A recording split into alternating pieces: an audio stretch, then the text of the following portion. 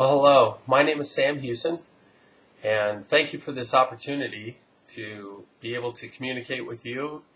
This is a new form for me, pretty casual tonight in my own home, but also very relaxed, so thank you.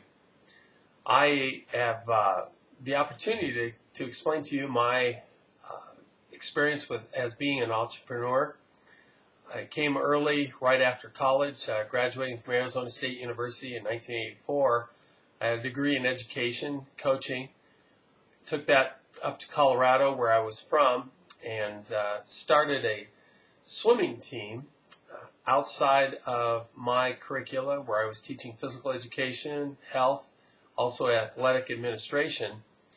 I was coaching also the high school swimming team, the high school girls team, high school boys team. Started a middle school team, but all of those teams were part of the educational process. And really, although it was kind of an entrepreneurial type of opportunity because it hadn't been done before, my business approach towards that entrepreneurial, I think what you're looking for, that entrepreneurial spirit, came when I was able to establish my own swimming club, calling it the Estes Park Swim Club, and starting with from ground zero, more or less, with a board of directors, establishing ourselves in a 501(c) tax-exempt status club. We started a not-for-profit type of organization where we started with 7 kids in 1987 to start a program that later became, really over 22 years later, became one of the most successful swimming programs for the size of the community in the state of Colorado. From a financial point of view, starting a swimming club is a difficult thing. A lot of your monetary base is formed under due structure, also through fundraising, also holding meets and national meets and different types of state competitions.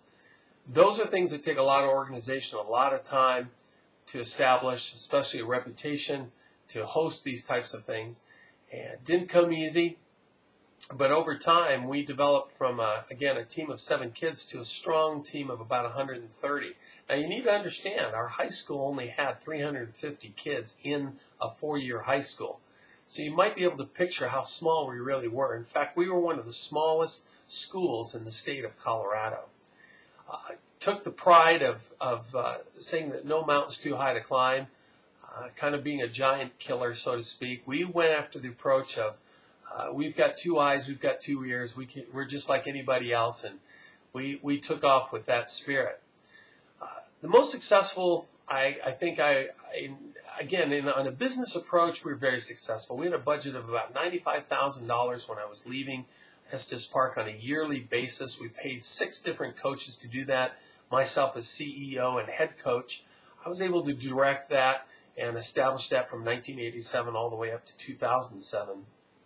And we were successful establishing that. But more than just swimming, more than just the financial end of swimming, we left a legacy.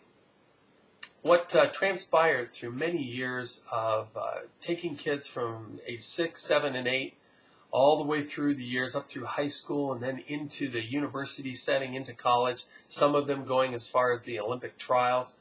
I was able to be a part of that entire existence, from their parents to their coaches that coached them later on, more importantly, being their young coach to their high school coach.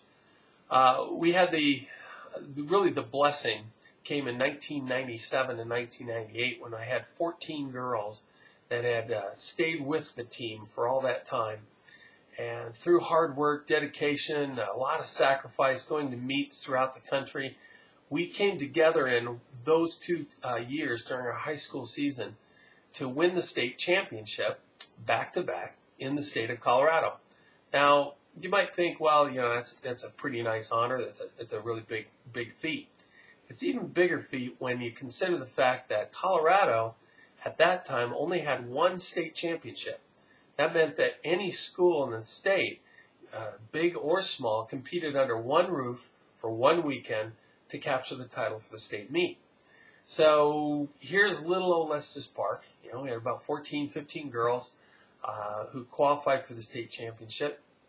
We tooled down there in one little bus to Colorado Springs, Colorado, to take on the Cherry Creeks and the Highland Ranches and all the big teams of Colorado, 3,500, 4,000 kids in their high school, to win the state championship with those 14 girls.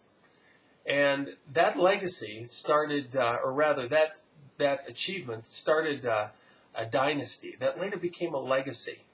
And that legacy even lives today. And in going to Estes Park, my name is well known for that, being inducted into the Hall of Fame and other types of things. Putting all that aside, the true success really came with a vision. And that vision started in 1987 with 7 kids to become something great. And we stuck with it. I had some great parents. I had some great coaches and other types of mentors that helped me along. But my passion for changing kids' lives, taking them to the highest level that they could possibly be, and being grateful for those blessings that they have, those talents that they have, that was my pinnacle. And it still is with me today. I'll carry it with me the rest of my life. Working for Infusionsoft and carrying that type of vision into your company, piece of cake. In fact, it sounds like you're already on a good path. I'd love to be a part of that. I'd love to be a part of the excitement, the passion, but more importantly, I'd love to be a part of an organization that seems to listen and kind of go outside of the box. I back that. I enjoy that, and I feel that really empowers others to be the best that they can be. So I hope you'll consider me for this position. Success coach, being a coach for many, many years, it's an honor. It's a great title to ever have, and to be a part of Infusionsoft, well, hope I'll get a call back on that. So thank you again for your time. Hopefully this video will come out, and you'll let me know if it did, and we'll give it a whirl. Thanks again for your time.